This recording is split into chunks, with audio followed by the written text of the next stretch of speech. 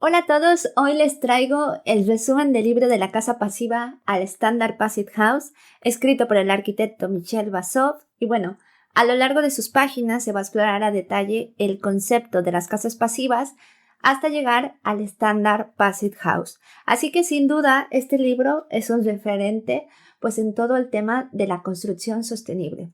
Así que si quieres conocer todo lo que tiene que ofrecer, quédate conmigo para descubrir sus puntos clave. El libro se divide en 6 secciones. La primera sección es una introducción en la que se aborda las tendencias actuales, la normativa, la certificación ambiental, también habla de los estándares de construcción y da una pequeña introducción a lo que son los edificios de energía neta casi nula. En la segunda sección define qué es la arquitectura pasiva, sus criterios y va a profundizar en los criterios de la certificación Passive House, incluyendo algo llamado conceptos pasivos singulares, que ya sabrás de qué van cuando te explique el resumen. En la tercera sección se centra exclusivamente en el estándar Passive House y va a definir qué es el estándar, también qué son los sistemas de calefacción y refrigeración y va a dar una pequeña introducción a la herramienta PHPP. En la cuarta sección va a presentar ejemplos de edificios construidos según el estándar Passive House y en la quinta sección se van a mostrar algunos análisis de cálculos energéticos realizados mediante la herramienta PHPP. Y finalmente la última sección va a incluir las conclusiones, bibliografía y los créditos de las ilustraciones. Y ahora que has comprendido la estructura del libro, comencemos con el resumen. El autor explica que la arquitectura pasiva, que es la que se adapta a las condiciones climáticas de su entorno, ha existido desde la antigüedad y señala que Sócrates, que fue entre el 469 al 399 a.C., fue el primero en describir esta arquitectura por escrito. Y leo textualmente una parte que dice en su libro. El megarón, que propone parte de la casa griega, pero modifica su planta para darle una forma trapezoidal y conseguir una mayor captación de energía solar en invierno y el mantenimiento del confort en verano por medio de los voladizos del porche. En definitiva, el autor señala que la arquitectura pasiva no es una invención reciente y que hay registro desde la época de Sócrates. El autor, al igual que otros autores, aborda las repercusiones del cambio climático en la industria de la construcción, la cual genera casi el 40% de las emisiones de gases de efecto invernadero que causan el cambio climático. Además, el autor se refiere a los informes del IPCC, los cuales son una llamada de atención sobre las acciones que debemos tomar para evitar el cambio climático. Sin embargo, su intención es destacar la importancia de recuperar la relevancia de la arquitectura pasiva en la construcción o en la rehabilitación de edificios, ya que estos tienen un gran potencial para lograr un ahorro energético que eviten estos problemas ambientales. Nota, en mi canal vas a encontrar un video sobre cómo afecta el cambio climático a la construcción y también sobre los informes del IPCC, así que date una vuelta si quieres profundizar más en ello. Pero sigamos con el libro. Michel se preocupa por definir el concepto de sostenibilidad y hace referencia a la tríada conocida de que la sostenibilidad se basa en 3 pilares básicos: el ecológico, el económico y el social. Además, va a explicar detalladamente cada uno de ellos, tal y como se muestra en el video que ya hice, que es la arquitectura sostenible.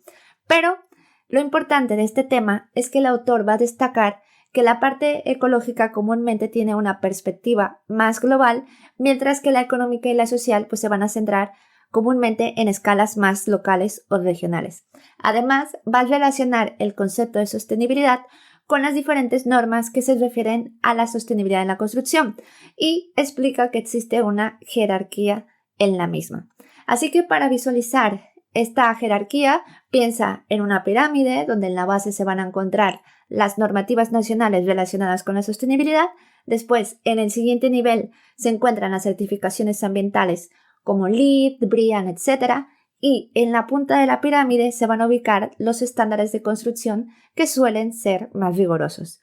En este punto, el autor va a destacar el estándar Passive House, el estándar Minergie Eco y los edificios de energía casi nula, que también son mencionados en otro video de este canal. Haciendo una pausa en lo anteriormente mencionado y profundizando un poco más en la base de la pirámide, cabe destacar que la Unión Europea ha implementado iniciativas que van encaminadas a reducir las emisiones de gases de efecto invernadero para alcanzar la neutralidad climática para el año 2050. Hay un video llamado Descarbonización que lo explico más a detalle. Pero aquí lo importante es que mientras en Europa están preocupados más por descarbonizar la edificación, en Latinoamérica se están enfocando más en la reducción del consumo eléctrico de electrodomésticos debido a que no tienen tanto consumo derivado de la calefacción o aire acondicionado como pueden ser en los países europeos. Pero bueno, claramente esto depende de las latitudes porque supongo que hay países del sur de América que también tienen las mismas características que Europa. Pero con esto quiero demostrarte que cada zona o que cada país va a tener su propia visión de qué es la sostenibilidad y a qué le deben de dar importancia. Pero vamos a seguir retomando el tema principal del libro. Digamos que todo esto forma parte de la introducción y ahora vamos a profundizar un poco más en lo que es la arquitectura pasiva desde el punto de vista centroeuropeo, lo que significa que la definición está orientada en gran medida a países con inviernos y veranos intensos como es común en Europa. En estas regiones, el consumo de energía para calefacción y refrigeración depende en gran medida de la calidad pasiva del edificio y también de la eficiencia energética de los sistemas activos para calefacción y refrigeración. Y bueno, ¿qué significa que se activa? Para hacértelo fácil, voy a decir que es que necesitan electricidad o energía para funcionar, mientras que sea pasivo es que no necesitan energía. Y bueno, un ejemplo. Imagina que necesitas calentar una habitación. Puedes hacerlo de forma pasiva dejando que entre el calor del sol o también de forma activa con un radiador o calentador enchufado a la electricidad. Así que con esta definición un poco más clara, podemos seguir explorando más a detalle la arquitectura pasiva. Hablemos ahora de los criterios que reflejan esa calidad pasiva que debe de tener un edificio.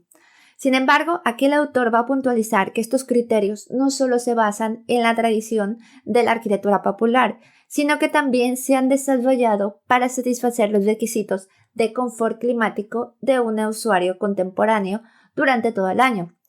En total, existen 8 criterios, de los cuales los primeros están vinculados con la arquitectura pasiva y los otros con la arquitectura Passive House.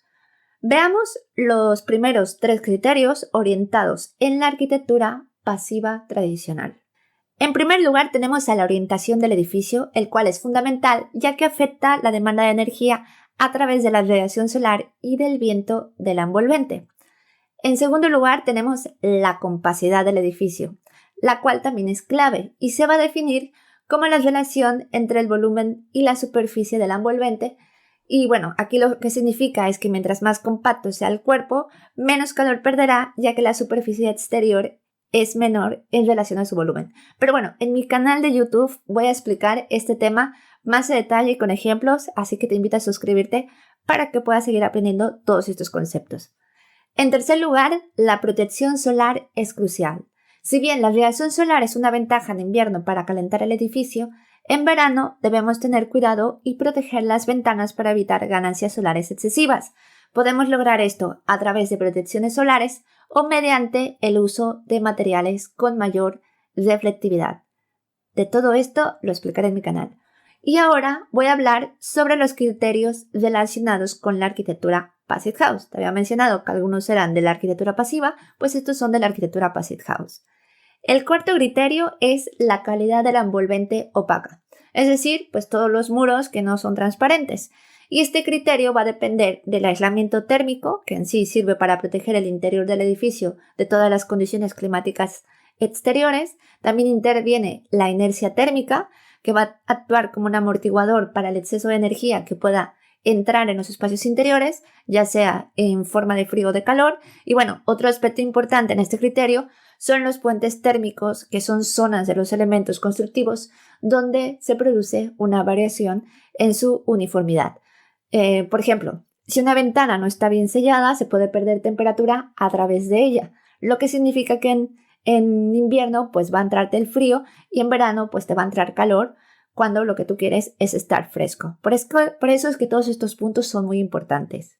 El quinto criterio es la calidad de la envolvente térmica transparente, que lo que incluye pues es toda la superficie vidriada. Y aquí entran en juego conceptos como la temperatura operativa, la transmitancia térmica o valor de U y el factor solar del vidrio.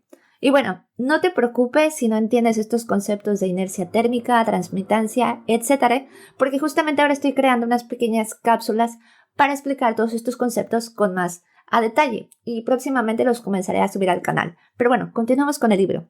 El criterio 6 es la hermeticidad al paso del aire, y aquí lo que se busca es que las juntas constructivas tengan muy pocas pérdidas por infiltración del aire, ya que la infiltración forma parte de las pérdidas energéticas no deseadas o no controladas por la ventilación. En cuanto al séptimo criterio, está relacionado justamente con la ventilación. Y bueno, como ya sabes, la función principal de la ventilación es garantizar la calidad higiénica de los espacios interiores y garantizar pues toda la extracción al exterior de agentes nocivos para el cuerpo humano, como por ejemplo el CO2 u otros gases nocivos, también el vapor de agua y los componentes orgánicos volátiles y bueno, también los olores de la actividad humana. En este punto se revisan aspectos como el tipo de ventilación, el dimensionamiento del sistema, el control de la ventilación y también la distribución del aire. Y finalmente llegamos al octavo criterio, que hace referencia a los aspectos singulares selectivos, que fue lo que te mencioné en la introducción. Aquí el autor se refiere a los sistemas pasivos tradicionales que contribuyen al confort, ya que el Standard Passive House es compatible con estos sistemas. Sin embargo, lo que menciona es que para realizar el análisis se deben de utilizar otras herramientas de cálculo dinámico. Ejemplo de estos sistemas pasivos tradicionales incluyen la torre de viento, la chimenea solar y el muro trombe. Hasta aquí hemos abordado la parte de la arquitectura pasiva y ahora vamos a dar una pequeña pincelada en el Standard Passive House. Según una definición que tiene el libro, un edificio pasivo es aquel que puede garantizar el confort climático suministrando la energía para la calefacción y o refrigeración solo a través de la ventilación. Este caudal de ventilación es el mínimo necesario para garantizar la higiene de las estancias interiores. Y bueno, en los siguientes apartados del libro, el autor va a detallar todos los puntos principales de la certificación Passive House y también de la herramienta PHPP. Pero para evitar extender demasiado este resumen, he decidido crear un video aparte donde explicaré en detalle en qué consiste el Standard Passive House y bueno, también intentaré responder algunas preguntas frecuentes de esta certificación. Así que si tienes alguna duda sobre el estándar, por favor déjala en los comentarios y estaré encantada de responderla, ya sea mediante el video o por mis redes sociales. Así que te invito a seguirme en Instagram o en LinkedIn. Estos enlaces los dejaré justamente en la descripción de este episodio. En conclusión, espero que hayas disfrutado de este resumen y hayas podido comprender los conceptos clave del libro. Aunque lo he intentado resumir de la mejor manera, te recomiendo leer el libro completo, ya que además de ofrecerte toda esta información teórica, también te comparte información técnica útil para aplicar tanto la arquitectura pasiva como el Standard Passive House. Así que si te ha gustado este resumen, no dudes en suscribirte a mi canal, calificarlo con 5 estrellas si lo estás escuchando en la versión podcast y también de compartirlo con alguien que pueda encontrarlo útil. Sin más que decir, hasta la próxima.